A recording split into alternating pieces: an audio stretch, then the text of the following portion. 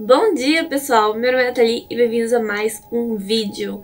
O vídeo de hoje não é bem um mistério, não é bem um caso criminal, mas eu acho que pessoas deviam ter sido presas pelo que aconteceu, mas tudo bem. Eu não sei bem como introduzir esse assunto, mas é uma história interessante.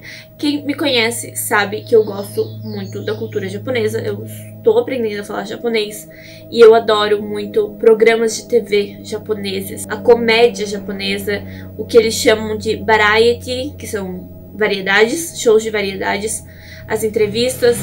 A comédia japonesa no geral é muito interessante pra mim. Eu gosto muito do estilo de comédia deles. E foi esse amor por comédia japonesa e programas de TV interessantes que eu encontrei o Nasubi, que é o tópico do nosso vídeo de hoje, um show do qual ele participou. Então, vamos começar? Antes de começar, na verdade, eu quero dizer o que eu sempre falo, que eu não quero ofender ninguém com umas coisas que eu relato nos meus vídeos. Eu faço isso por motivos educacionais, para que esses casos fiquem mais conhecidos e esses assuntos sejam mais discutidos.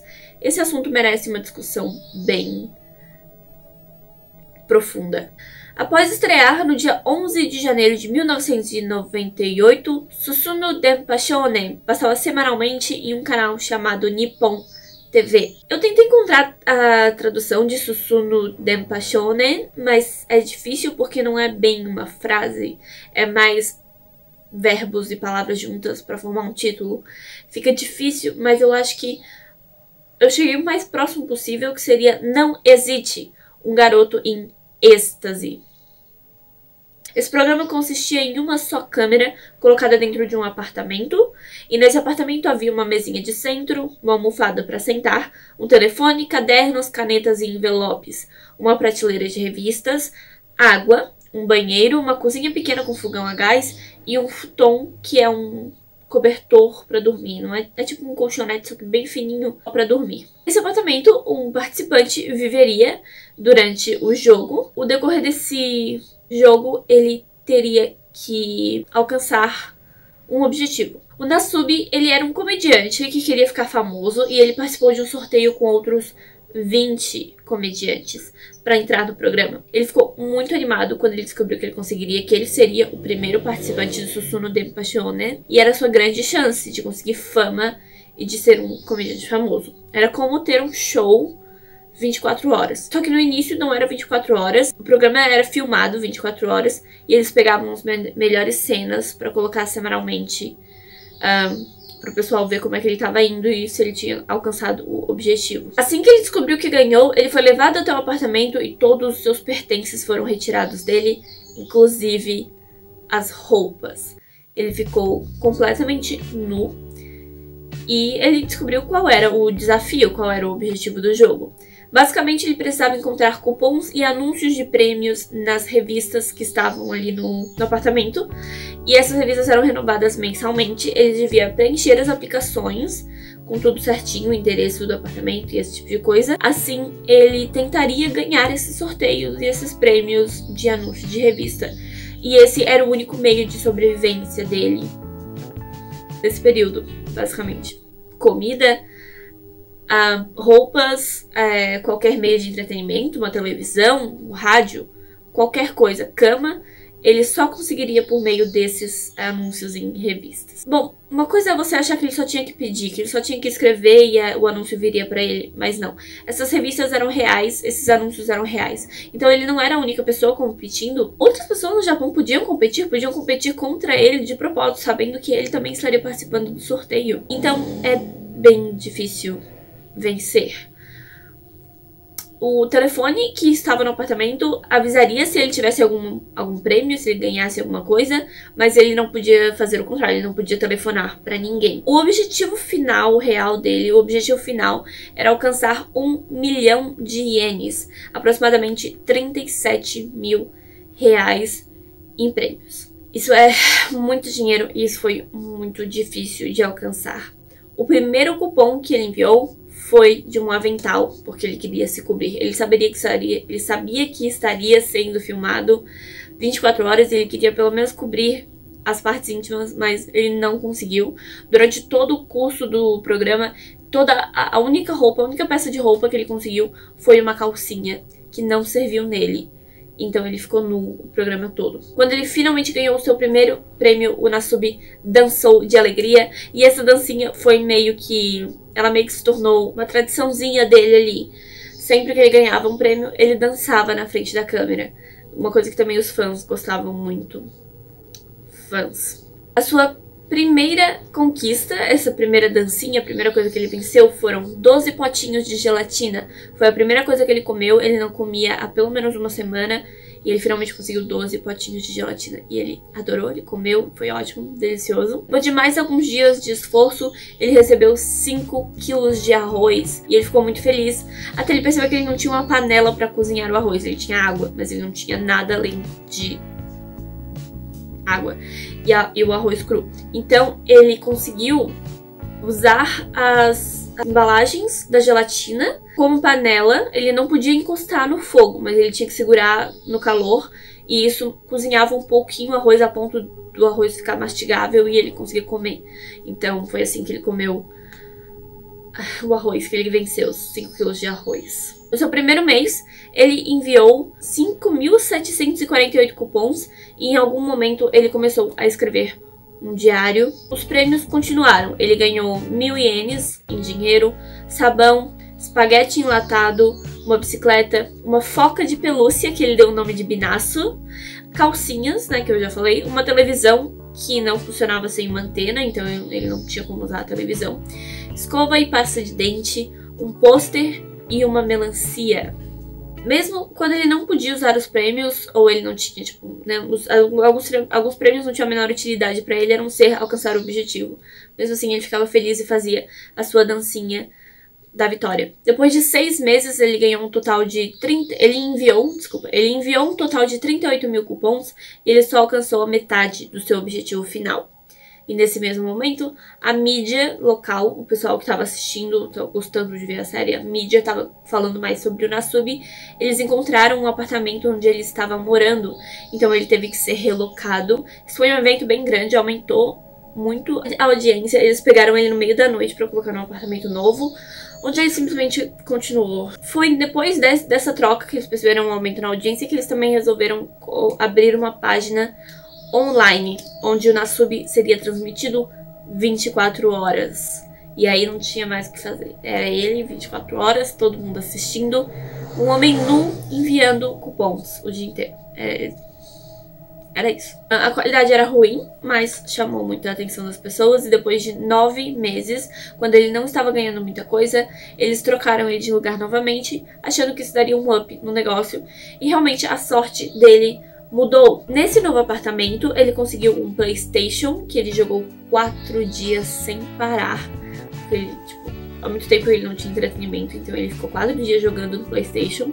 Uma barraca grande, pneus, um vale-presente de 10 mil ienes, e depois de 335 dias, um pouquinho menos de um ano, ele finalmente venceu, ele alcançou o seu objetivo. O show tinha uma audiência tão grande que a produção não queria acabar com o show.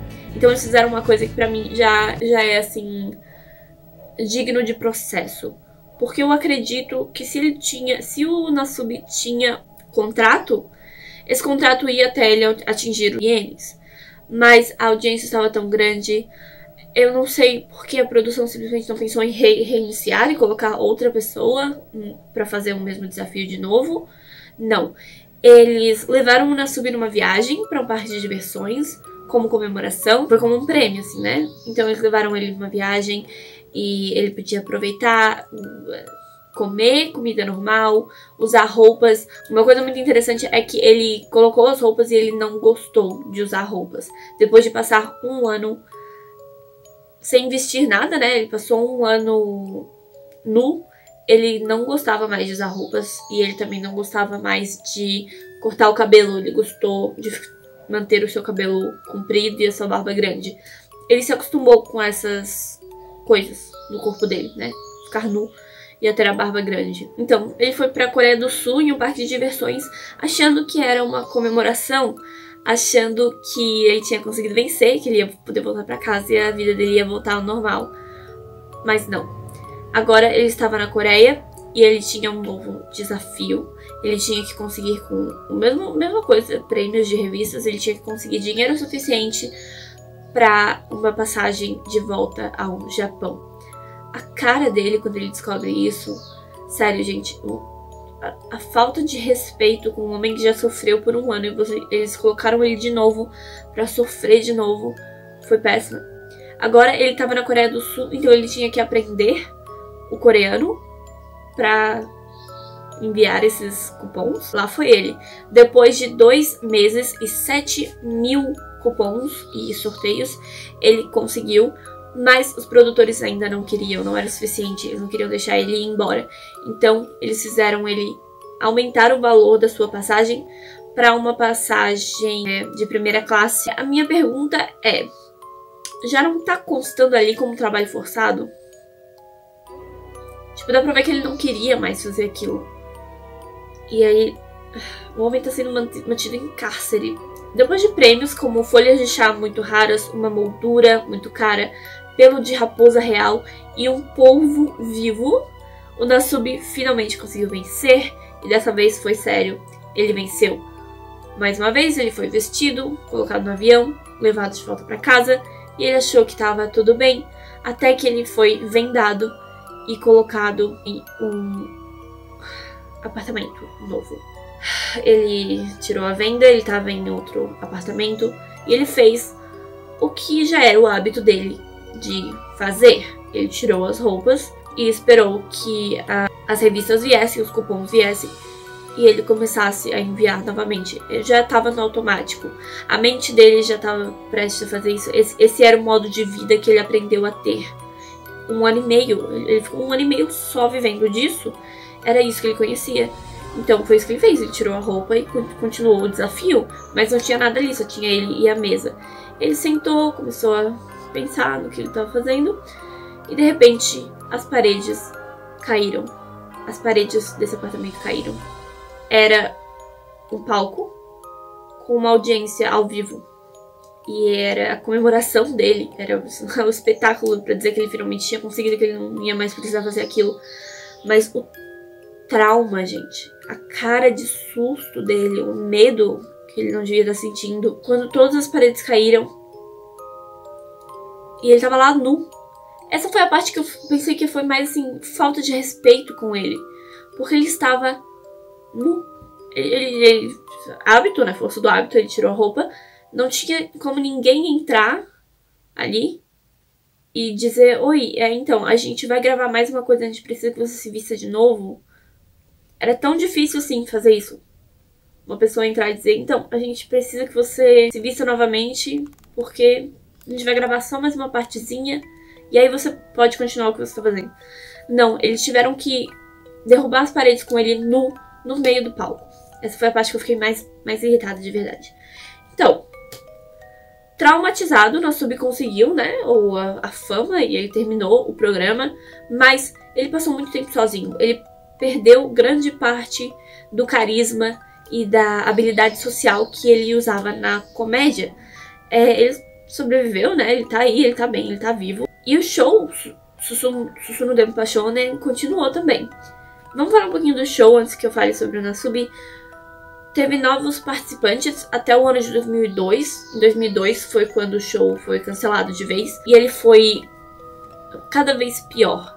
Eu vi 2 exemplos de outros 2 shows.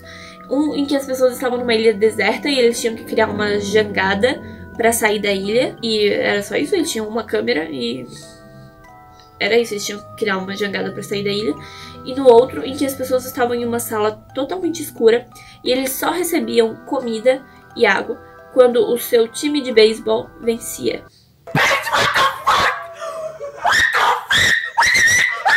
Tipo, a vida dessas pessoas em uma sala escura dependia apenas das vitórias do seu time de beisebol favorito. O Nasubi, ele sobreviveu, como eu disse, e ele escreveu um diário durante todo esse processo. E esse diário foi publicado.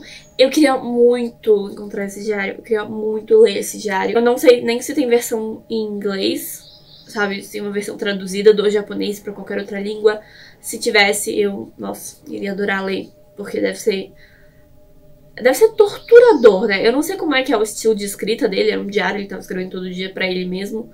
Mas eu não consigo imaginar o trauma dessa situação. Nasub basicamente passou por toda essa tortura por pouquíssimo retorno. Ele conseguiu alguns trabalhos em séries de TV, alguns programas de TV, mas ele logo perdeu a fama e foi isso. Essa é a história de hoje, pessoal. Eu espero que vocês tenham gostado. Se você gosta desse tipo de conteúdo, mistérios, casos criminais, jogos de realidade alternativa, histórias interessantes, reais ou fictícias que eu encontro na internet, se inscreve no meu canal. Eu tenho esses vídeos 5 dias por semana e eu estou finalmente recuperando o tempo perdido. Eu tinha perdido uma coisa com cartão de memória, mas agora tá dando tudo certo. A gente tá voltando ao normal. É isso. Muito obrigada se você se inscreveu, se você deixou seu like, seu comentário. Eu vejo vocês amanhã no próximo vídeo. Tchau!